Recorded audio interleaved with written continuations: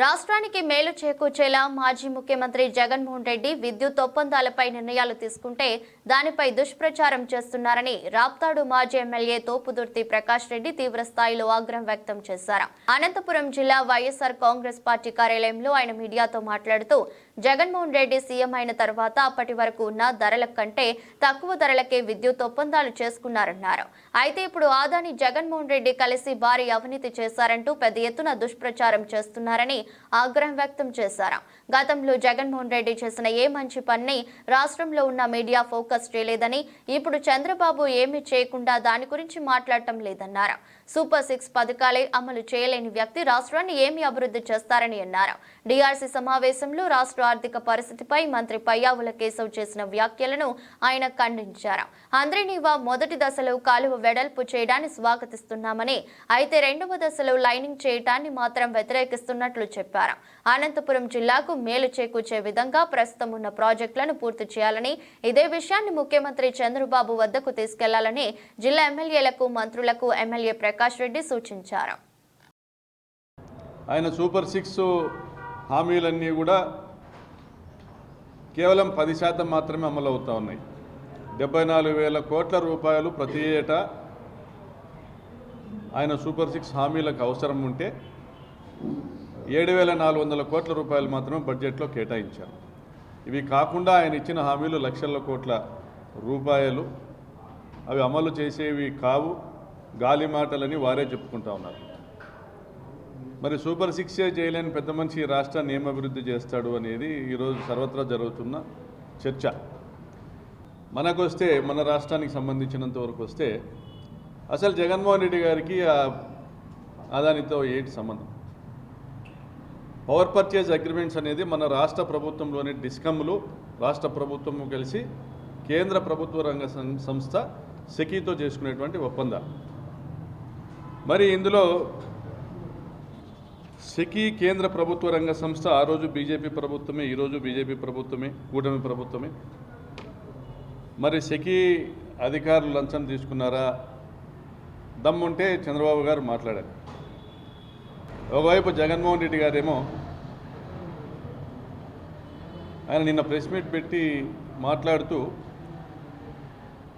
కేంద్ర ప్రభుత్వము అందజేసిన సహకారము మరువలేనిదని కూడా తెలియజేస్తూ ఉన్నారు గత ప్రభుత్వంలో జరిగిన పీపీఏల విషయంలో. మరి జగన్మోహన్ రెడ్డి గారి హయాంలో ఈ పీపీఏలు గమనిస్తే ₹2.49 ఈ రాష్ట్రంలో విద్యుత్తును అందజేయడానికి, ఈ రాష్ట్రానికి అమ్మడానికి సెకీ ముందుకొచ్చింది.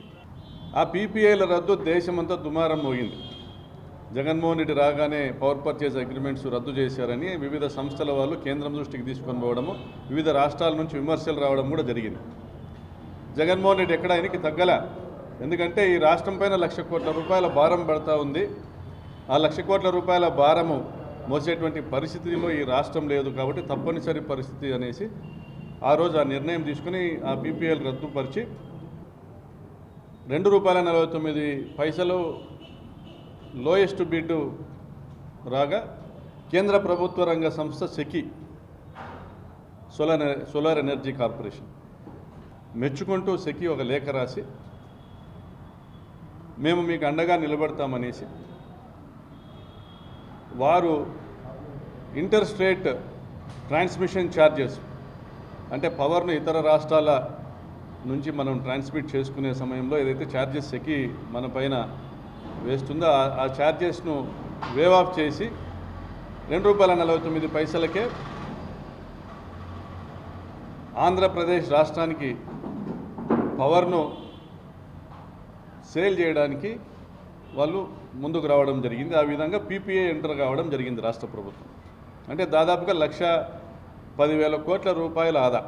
అదేవిధంగా చంద్రబాబు నాయుడు గారి హయాంలో ఏదైతే దాదాపుగా ₹5.90 సోలారు, ₹4.80 విండ్ ఎనర్జీ ఏదైతే పర్చేజ్ చేస్తున్నారో వాటితో కంపేర్ చేసుకుంటే దాదాపుగా ₹87,500 కోట్ల ఆదా. అంటే దాదాపుగా ₹2,00,000 కోట్ల మేరకు సంపద సృష్టించినటువంటి ఘనత జగన్మోహన్ రెడ్డి గారు. మరి దీనికి ఎక్కడనూ చప్పలాడ్స్ వచ్చాయి. అప్రిసియేషన్ ఎక్కడుంది? ప్రజల నుంచి ఉందా, మేము ట్యాక్స్ పేయర్స్ మా పన్నులను జగన్ గారు సంక్షేమ పథకాలకు ఇస్తున్నారు అని చేసిన విమర్శకుల దగ్గర ఉందా? ఒకవైపు చంద్రబాబు నాయుడు గారు ఎన్ని దుర్మార్గాలు చేసినా, ఎన్ని అవినీతి కార్యక్రమాలు కలాపాలు చేసినా ఆయనను ఆహా ఊహో అని పొగిడేటువంటి మీడియా యొక్క సపోర్ట్ వల్ల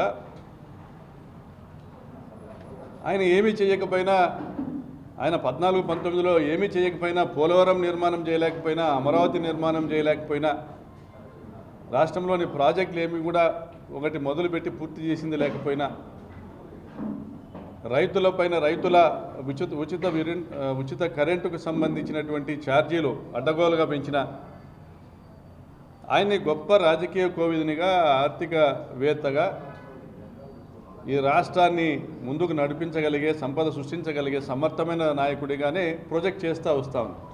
ఎందుకంటే చంద్రబాబు గారు అధికారంలో ఉంటే వ్యాపారవేత్తలకు మేలు జరుగుతుంది, ఈ మీడియా యాజమాన్యానికి మేలు జరుగుతుంది. మరి జగన్ గారు అధికారంలో ఉన్నంత కాలము పేద వర్గాలకు న్యాయం జరుగుతుంది. మరి ఈ జిల్లాకు సంబంధించి నిన్న DDRC మీటింగ్ జరిగింది. మరి ఈ జిల్లాలో అంద్రినీవా కాలువ విషయంలో తొందరపాటు నిర్ణయాలకి ప్రభుత్వం పాల్పడుతూ ఉంది. జిల్లాలోని శాసనసభ్యులు అందరూ కూడా అప్రమత్తం కావాల్సిన అవసరం ఉంది. అంద్రినీవా ఫేజ్ 1 3850 క్యూసెక్కులకు వెడల్పు చేసే కార్యక్రమాన్ని పూర్తి చేస్తామని చెప్పారు పయ్యావుల కేశవ్ గారు నిన్న. మంచిది, స్వాగతిస్తూ ఉన్నాం. 800 కోట్లు ఖర్చు అవుతాయి దానికి. మరి అదేవిధంగా రెండవ దశలో 400 కిలోమీటర్ వరకు లైనింగ్ చేస్తామన్నారు.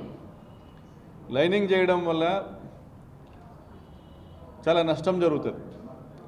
మొదటి దశలో వెడల్పు చేయడమైంది, రెండవ దశలో లైనింగ్ చేయడమైంది.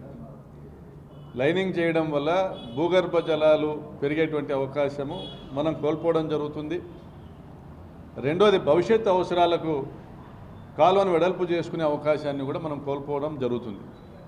గండికోట నుంచి గాలేరు నగర్ నుంచి ఇస్తూ ఆ 12 TMCల నీళ్ళను అనంతపురం జిల్లాలో వాడుకునేదానికి అవకాశం కల్పిస్తూ గత ప్రభుత్వము ఈ ప్రాజెక్టును తీసుకొని వచ్చింది. అంటే ఆ 12 TMCలు అనంతపురం జిల్లా లాభపడుతూ ఉంది ఆ ప్రాజెక్టు వల్ల. దయచేసి అనంతపురం జిల్లా ప్రజాప్రతినిధులందరికీ నేను విజ్ఞప్తి చేసేది ఏంటంటే, అనంతపురం జిల్లాకు నష్టం జరిగేటువంటి ఎటువంటి నిర్ణయాల్ని కూడా, దీంట్లో రాజకీయం ఎత్తుకోవాల్సిన పనులు ఎవరు కూడా, అనంతపురం జిల్లాకు నష్టం జరిగేటువంటి ఎటువంటి ప్రయత్నాలను కూడా అధికారులు ఎవరైనా చేసినా దయచేసి అడ్డుకోండి. ముఖ్యమంత్రి గారికి అర్థమయ్యేలా చెప్పండి.